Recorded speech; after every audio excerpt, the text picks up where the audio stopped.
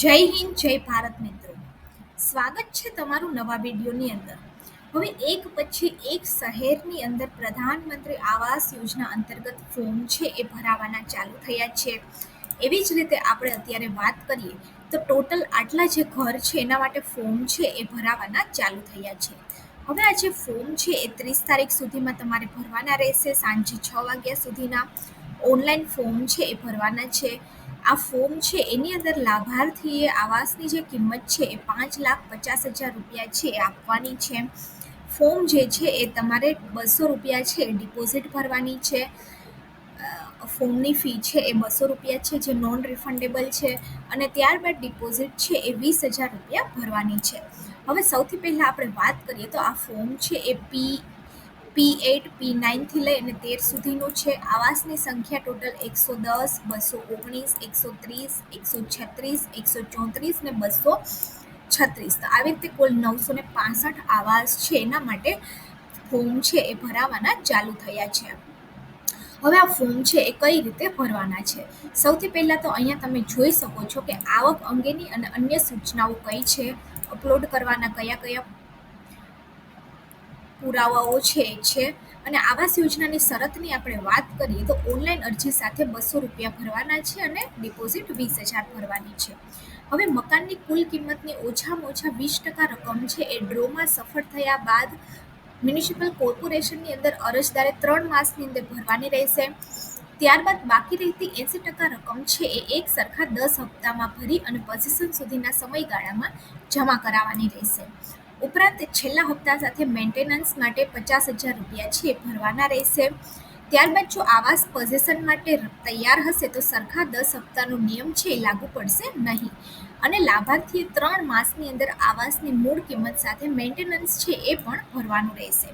હવે લાભાર્થી દ્વારા જમા કરાવવામાં થતી લાભાર્થી ફાળાની રકમનું રોકડ છે એ ડીડી અથવા તો ઓર્ડર POS થી તમારે જમા કરવાનું રહેશે. કુટુંબની જે વાર્ષિક આવક છે એ EWS આવાસ માટે 3 લાખ સુધીની હોવી જોઈએ. ત્યારબાદ અરજદારે આવાસ પેટે ભરપાઈ થતી રકમ પૂરેપૂરી સેલ્ફ ફાઇનાન્સની વ્યવસ્થા કરી અને આપવાની રહેશે. ત્યારબાદ મકાનનો ડ્રો છે એ કમ્પ્યુટરાઇઝથી કરવામાં આવશે અને લાભાર્થીનો નિયમ અનુસાર વેઇટિંગ લિસ્ટ યાદી છે એ પણ બનાવવામાં આવશે. અને ભવિષ્યમાં રદ થનાર આવાસોને ફરીથી કમ્પ્યુટરાઇઝ ડ્રો ન કરતા પ્રતીક્ષા યાદીના કેટેગરીમાં અગ્રતા મુજબ ફાળવણી છે કરવામાં આવશે અને પ્રતીક્ષા યાદીમાં સામેલ લાભાર્થી ફાળવણી અંતરે આવાસો રદ થવા માટેની યાદીના ક્રમ મુજબ આપવામાં આવશે. હવે મકાનનો કબજો મેળવતા પહેલા અરજદારે કોર્પોરેશન સાથે દસ્તાવેજ છે કરવાનો રહેશે અને જેનો ખર્ચ પણ નિયમ અનુસાર અરજદારે ભરવાનો રહેશે. તો આ જે છે અમુક નિયમો અને શરતો છે. સૌથી પહેલા આપણે વાત કરીએ તો આની અંદર આરક્ષણમાં ડિફેન્સ છે ને 10%, અનુસૂચિત જાતિ 7%, જનજાતિને 14%, બક્ષીપંચને 10% અને દિવ્યાંગજનને 5% છે આપવામાં આવશે. હવે યોજના અંતર્ગત આવાસો EWS માટે કેન્દ્ર સરકાર દ્વારા હાલમાં આપવામાં આવતી 1.50 લાખની સહાય અને રાજ્ય સરકાર દ્વારા આપવામાં આવતી 1.50 લાખની સહાય બાદ કરી બાકી રહેતી કોર્પોરેશન દ્વારા નક્કી કરાયેલી રકમથી આવાસોની ફાળવણી આપવામાં આવશે અને મેન્ટેનન્સ અને ડિપોઝિટ પોઝિશન વખતે અલગથી આપવામાં આવશે. મકાનની કિંમતમાં વપરાતી સામગ્રીના ભાવ વધારા તથા અન્ય બાહ્ય કામો થાય અરજદારને બંધન કરતા રહેશે.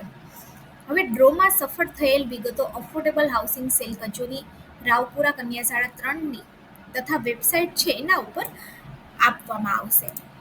હવે ત્યારબાદ આ વેબસાઇટ ઉપર જશો એટલે અહીંયા ઉપર તમને એપ્લાય નાવ છે એ આપેલું છે. અહીંયા પર આ જગ્યાએ 110 આવાસ છે. તમારે જે જગ્યાએ ફોર્મ ભરવું હોય ત્યાં સૌથી પહેલાં તો તમારે એપ્લાય નાવ છે એ કરવાનું છે.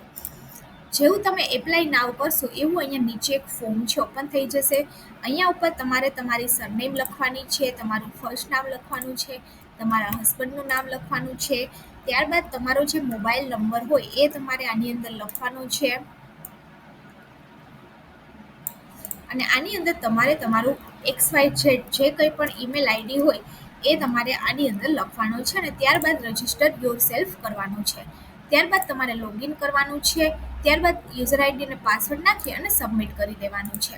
તમે જે કંઈ પણ યુઝર આઈડી રાખશો અથવા તો જે કંઈ પણ પાસવર્ડ નાખશો એ નાખી અને સબમિટ કરશો એટલે એક ફોર્મ છે ઓપન થઈ જશે. ત્યારબાદ ફોર્મની અંદર જે વિગતો આપેલી છે એ તમારે સંપૂર્ણપણે ભરવાની છે. ઓનલાઈન ફોર્મ કેવી રીતે ભરવાનું છે એનો વિડીયો છે આપણે ટૂંક સમયની અંદર બનાવશું. તો જો આ વિડીયો સારો લાગે તો વિડીયોને લાઈક કરી દેજો અને ગવર્મેન્ટ સાથી ચેનલને સબસ્ક્રાઈબ કરી દેજો.